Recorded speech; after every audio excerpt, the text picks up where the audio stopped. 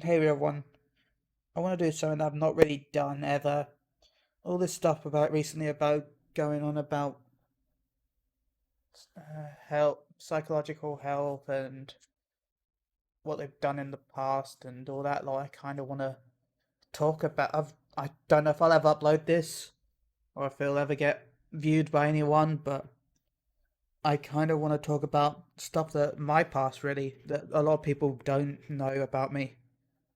Now, I don't like talking about this stuff, and I don't really talk about it to anyone. Hence why most people don't know any of this. So I kind of, I guess I just want to go from the start and then work our way through it. Um, my mum had me at a very young age. Rest in peace, my mum, Jackie Shillabeer. Um, she was actually raped by my father. That's how I was conceived. Um, yeah, yeah. The grandparents wanted to get rid of it because she already had her own health problems. It was, and they thought, well, I guess they knew that it would probably affect her body more than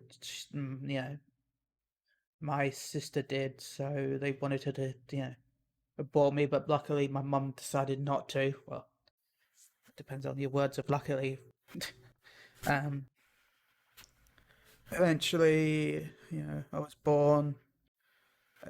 Um, Fun fact: I was one of the few because a lot of people don't know this, but I actually have epilepsy, and although I don't have fits nowadays, touch wood, I do have night fits occasionally, and I do space out. So if I've ever spaced out in front of you and I look like I'm staring at something, chances are I'm not even there. My mind is gone. Luckily, that rarely happens to me nowadays, and when it does happen, it's only for a few seconds. It was a pain in the ass at school, but they just thought I wasn't paying attention, so it's fine, I guess. But yeah, I actually had a fit coming out the womb. So I was one of the first um, in my that hospital anyway to do that they had registered. So that was yay, go me. Um, but that caused like my heart to stop, and I died for a little bit. Mum said I was actually pissing off the doctors because um, they wrote my time of death down, then went out, and then my heart started up again with another fit. They came back in, resuscitated me. Heart stopped again. They wrote another time of death. Walked out. Boom again. Happened like 3 times. The doctors were just getting pissed off. My mum said. So even when I was being born, I pissed off the hospitals. Um, Not long after I was born, my dad left. He cheated on my mum with the secretary, which is way too cliche, and I hate it.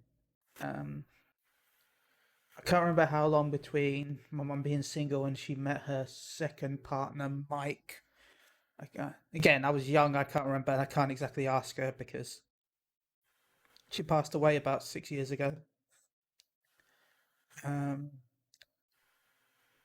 I lost all my baby teeth instantly because the medication they were putting me on to help with my epilepsy caused all my teeth to grow rotten, which meant that they had to be removed as soon as they came in. So I had no teeth till like I think it was about 6 before I actually had teeth. Yeah. Well, yeah, usable teeth anyway. Even then, they weren't even sure they'd come out okay. But they didn't put me on braces. No, we're not America. Um, I also couldn't walk till about 5 or 6 because of all the fits I was having as a child, my muscles weren't in my legs growing properly. So they were getting, as soon as they were starting to grow, they were getting damaged again and scarred. So I couldn't walk till I was about 6, and even then I needed support. I was in a wheelchair till I was about 8. Um, but I pushed through it, and nowadays I can walk, which is luckily. Um, what? yeah, and at the time I was going to like a special ed school while I was in London. Well, we're still in, I think we were in Croydon at the time because we've moved from Bromley to Croydon. I was born in Bromley. We needed police escorts to get into the hospital sometimes because of how bad that hospital was in Bromley. Um, God, yeah, my mum used to say about that. Um, well, then we moved up to Scarborough when I was 7. Then I attended a special needs school here back in the day from 7 till about 8, and then they decided that I wasn't really suited for that type of school. So they eventually started moving me over to a public school. I'm not going to mention the names of the school just for reasons of the previous, just for some legal reasons, because there was some shit that went down. So I'm not going to mention the names of the schools. But yeah, I was 9 when I moved to my first public school, so I skipped basically the first few years, and I also skipped going to kindergarten. I never went to kindergarten. Um, Now, when I was there, I by the way, none of this is scripted. I'm just saying this is. I should have scripted it, but I knew that I wanted this to feel more real when it's hard to feel real when it's scripted. Um, I moved to this. You go to a school, you got classified with special needs. You're a new student. You're a transfer student. You're fat as hell because I was fat and I had a really high pitched voice. I guess that's one of the reasons why I still hate my voice because I was bullied intensely over it. I know I do podcasts and I phone into people, and that doesn't mean I'd like my voice. I know I hate what my voice. I know what I want to say, but I hate how I'm saying it. Um. So anyway, I started this school, and what made it even easier to be bullied was the fact that the first few years of this school, I had to wear a sign that said "No nuts." Now, I can't really tell you much happened at that school because I don't remember much of my first school. I do remember a few things, but not a huge amount of things. Really, the only thing that stuck out from school was um, I was I had done really well, and I was up for an exchange to France. So we're doing an exchange student thing where some French people would come over to England and some English people would go over to France, and you get to live their culture for a week or so. Um, but the day I was supposed to be going to France, I had my bags packed.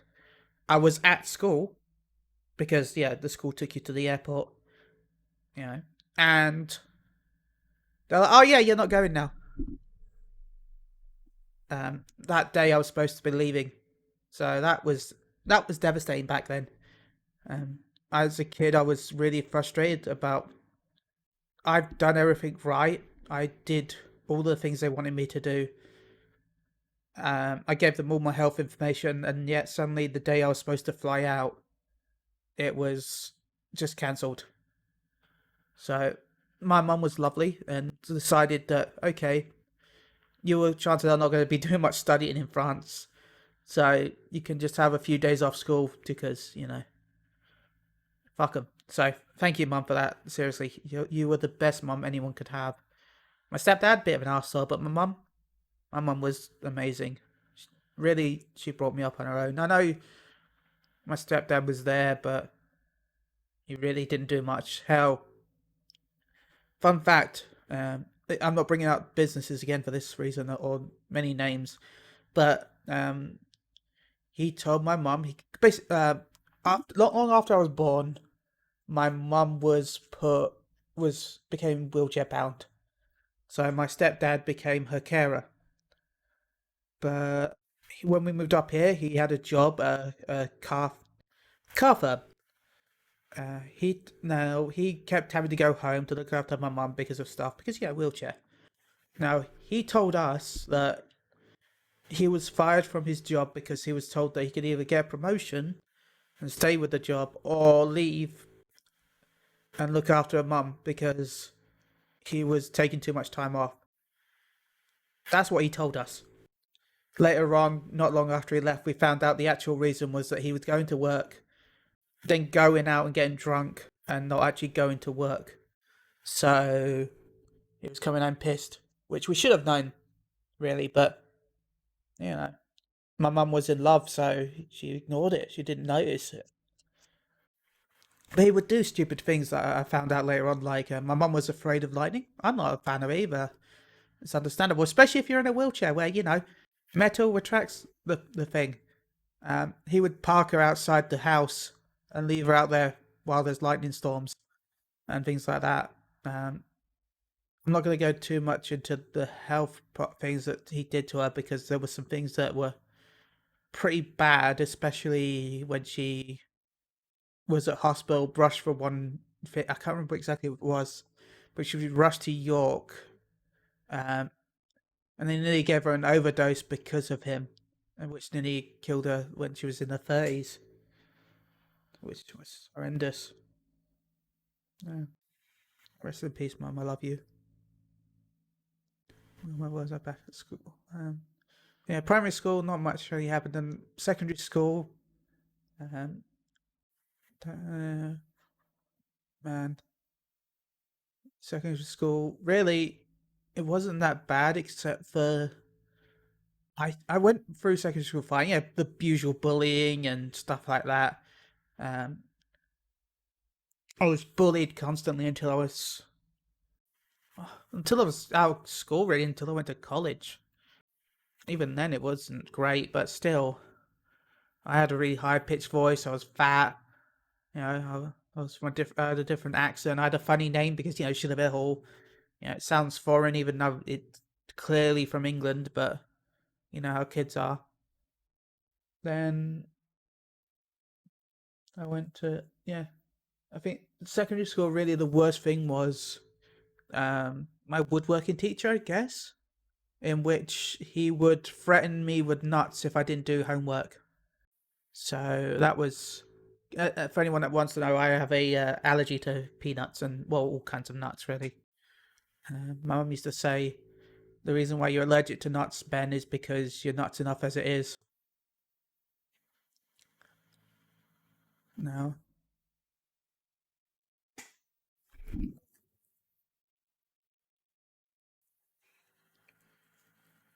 Yeah, I got myself kicked out of that class because I couldn't put up with the teacher.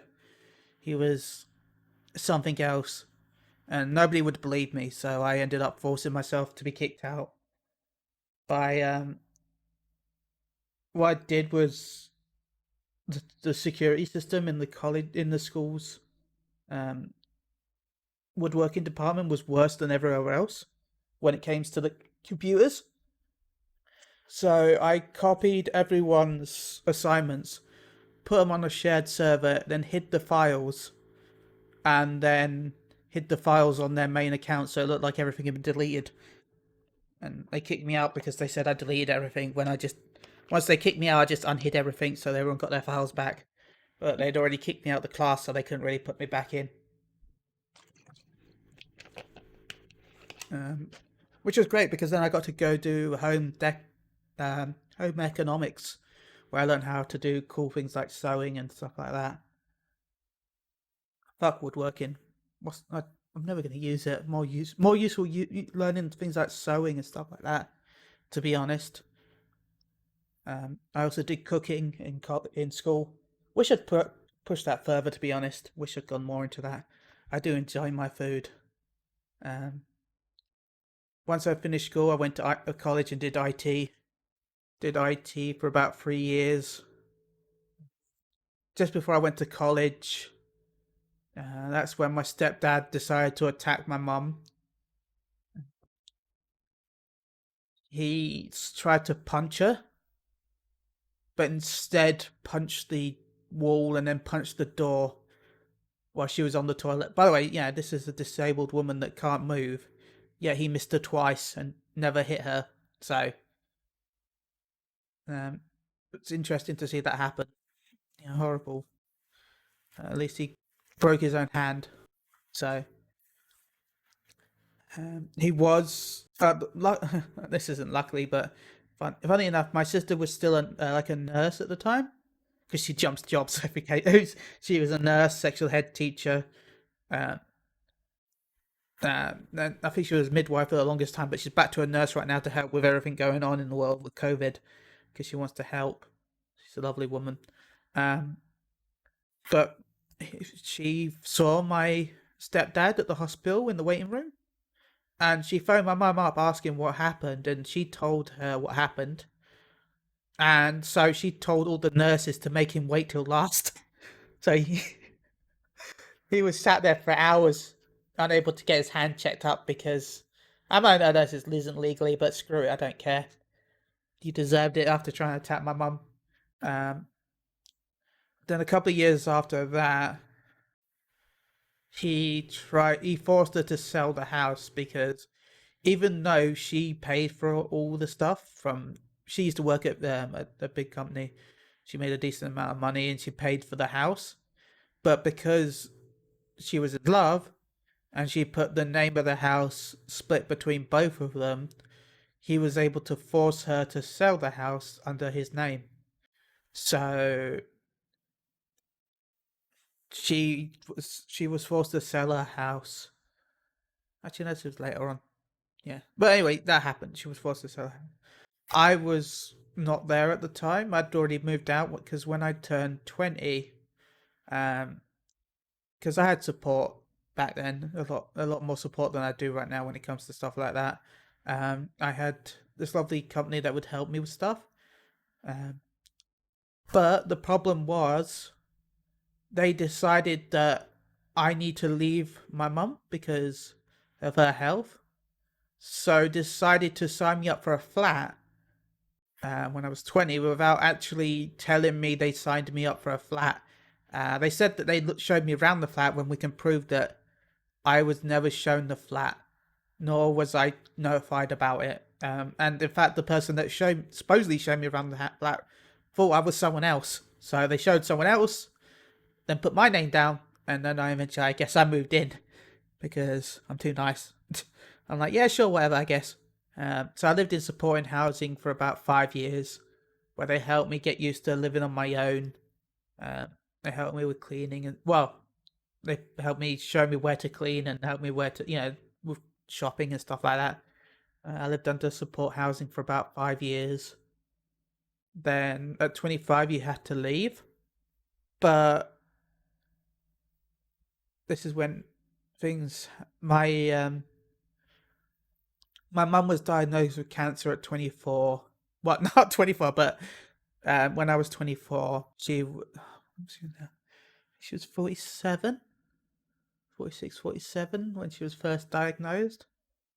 So for that year, she was fighting it with chemotherapy, which took a toll on her because of her already. She had ME. She had her own already had health issues, so it took a real toll on her. So I actually stayed more at my mum's place than I did my own flat because I tried to be there as much as I could to help her, which was great and all for her, but it was stressful for me. I was getting exhausted trying to travel back and forth to look after her because she couldn't really afford the support, and a lot of the support was like, yeah, were crap. So I would stay in the spare bedroom and look after her. Uh, I'd normally stay there over the weekends to make sure she was okay because she didn't really have support over the weekend. So I did like cooking. Uh, I would, when if she needed shopping, I'd go out and do shopping for her and buy. I'd pay out my own money and then be like, "Oh look, you spent so little money, mum," and then she'd have a little bit extra money because of that. Um, then a few years later, well, she beat it luckily, and then not long after, not bit long before her 50th birthday, it came back again, but she didn't have the ability to fight it back this time. The chemotherapy was just too tiring from last time that her body was just giving up, so she ended up passing away about a month or so before she turned 50. So I was still in sport. I was 25 at the time. I was still in the sport house, and even though I was supposed to leave, they were able to bend the rules and say, "Look, it says you're supposed to leave at 25, but technically you're still 25, so you got to your 26." So they gave me a few months to find somewhere and move out. Then I moved into this place where I'm at now. I've been here for about 6 years. Really, nothing has happened since then. I've had a few people pass away in my life. My sister lost her second kid not long before my mum passed away. Then my aunt passed away about 4 years ago. I was really close to Auntie Jan. She was a wonderful woman. And then not long after her, Auntie Sheila passed away. A couple of years later, again, I was really close to. Well, I wasn't really that close to Auntie Sheila, but she was a lovely woman. Used to see her at my granddad's birthday because although my real granddad passed away when just before. Well, no, my real granddad passed away just before my sister was born. My uncle passed away just before I was born, and then Sheila passed away a couple of years ago. She was actually my granddad's sister. So not really related, but yeah, knowing people is just as much as a relation as anything, in my opinion. That's family more than blood. Just like Auntie Jan. Auntie Jan wasn't actually related to any of us at all, um, but she was a family friend, so she was my aunt to me. She was a friend to my mum's mum. She was a friend to my mum. Yeah. Oh yeah, I forgot to mention my nan passing away. My nan passed away a couple of years before my mum, which was horrendous. My granddad hasn't been the same since, to be honest. Yeah, it really hit him hard. But problem with Nan is she didn't like me. She never did like me. She always told me that she wished I had been the one that died instead of my uncle because she feels like I remind her too much of him, and she hates that. But yeah, yeah. To be fair, she actually only ever told her my mum that she loved her just before she died. So yeah, my nan was I think 60 or 57 to 60 when she passed away. I'm rubbish with numbers. I'm sorry. Yeah, and I could go into so much more detail. Like when I was in college, that's when I got diagnosed with autism for the first time. Yeah, an epileptic autism guy. It's great, isn't it? Yeah, mild. I was in the mild spectrum for both autism and Asperger's. So, um, yeah, I guess I guess that'll be enough. I just wanted to let something off my chest, and I've wanted to record this for the last few days, so in case I don't know. Maybe I'll record the happy version as well, because I've had some good stuff in my life. I can't complain. I've had horrible stuff, but I'm lucky that I've had good stuff to complement the horrible stuff. So it's not been. I've not had the worst life. There are a lot of people that have gone through a lot worse than I have. I'm very lucky that I'm white, so that's one thing. Yeah, but I just wanted to say, I just wanted to say something so people can know that part of me. If anyone's got any more questions, if this ever gets uploaded, then yeah, I will, I will answer as many questions as I can. Thank you. Bye, everyone.